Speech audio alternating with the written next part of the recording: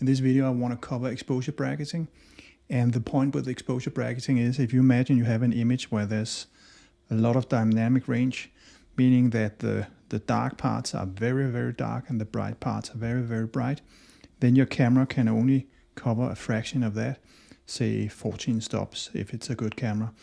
But your human eye can see much more than this, the 14 stops. It can actually see into the dark parts and see all the details there, and it can look into the very bright parts. And the amazing thing is that the human eye can actually do this at the same time. Your camera cannot. It can only cover a certain amount of this. So with exposure bracketing, what you do is typically that you would take a shot or a series of shots where one of the shots would be massively overexposed, another would be massively underexposed, and then you would have one that would be normally exposed. You can go upwards in the number of images here, so you can combine them so that you may have even 5 or 7 or whatever you like images to cover the range. But basically the idea is that the limited range is extended using several shots where the exposure is varied. Now obviously you cannot do this with birds in flight or sports photography or anything where the subject is moving.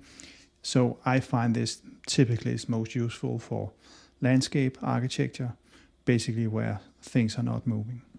First and foremost, you need to give the camera an option to change the exposure between the shots. And you can do this in aperture priority mode, shutter priority mode, program mode, and also in manual mode. I think manual mode, it's a little bit academic if you ask me, but it is an option. But you need to make sure that you have auto ISO on, otherwise you don't have any parameters the camera can change when it does the exposure bracketing. So be mindful of that. If you put the camera in manual mode, make sure you have auto ISO set to on.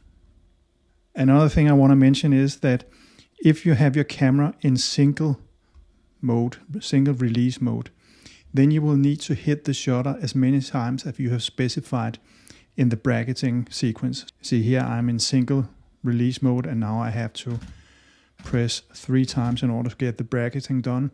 But if I put it in, let's say, continuous low and select that one, I can just hold down the shutter and the camera will take the 3 images that I have currently selected in my bracketing sequence. So be mindful of that. The release mode is important, that you select the right release mode, one of the continuous ones, if you want it to complete while holding down the shutter.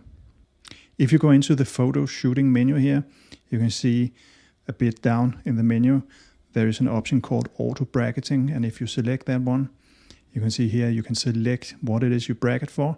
In this video I will only cover this option, but you can also, for instance, do flash bracketing, or you can do bracketing for white balance. But for this one, just exposure. The number of shots, it's an odd number. So if you set it to 0, that means that you have basically turned auto bracketing off. But you can select 3, 5, 7, and 9. And notice here how the graphics here change. So the number of exposures is shown here. So if I select 3, you can see there's 1 normally exposed, then 1 underexposed and 1 overexposed. If I select 5, it adds 2 dots to that, and 7. And if I go to 9, it cannot show it, but it shows these arrows here indicating that there are a number of shots outside the scale here. Increments shows you how much the camera jumps between the shots. I typically shoot with 1 stop only, but typically you will see you would use smaller steps if you have more shots combined in the image. If you go to the pencil menu, also known as the custom settings menu, and select controls, the first option here is you can customize the eye menu. And in here I have actually set it up so that this here, the second one from the left in the bottom, is normally, I believe, if my memory serves me right, it is the quality of the image. But I have gone in here and then I've said that I would like to have auto bracketing to be the option here instead. And you just select OK, and then that is configured. And what that means is that when you select the eye menu, You can see now I have the auto bracketing here, and if I go in here, you can see I have the number of shots. I can change that here, and the increment, I can change that here, and it shows me in a graphical way what my selections are. So this is a bit, in the old days you would probably have set it up so that it would be available via My Menu. But I think this day and age with the mirrorless camera, it's probably easier to set it up so that you have it in the I menu. At least that's what I have done here. So just to illustrate here, I could say I wanted to have 5 shots. I want to have half a stop or difference between the 5 stops. And then I'm ready to shoot, and then I just want to check here. I have release mode. Let's take continuous high because I have 5 shots. And then I just fire away, hold down the shutter. Wow, that went fast. I don't know if you saw what happened, but because I was in continuous high, of course the camera just fired away. If I show you what happened a little bit in slow motion here, I can go into the I menu here and then just take single. And when I then release the shutter, notice here what happens to the graphics. You can see I have auto exposure bracketing switched on, as the text says here. But you will notice how these dots disappear as the camera works its way through the images. So you can see first it took the normally exposed image, secondly the fully underexposed, another underexposed, the first overexposed, and finally the last overexposed, and it went back to being ready for the next shot. So that's really all there is to it. We can control the order in which the images are taken. I'm not sure why that is useful, because in Lightroom, when I combine the images, Lightroom really doesn't care which order it is. But you can go into the menu system here, again, pencil menu, E7 bracketing order, and change that.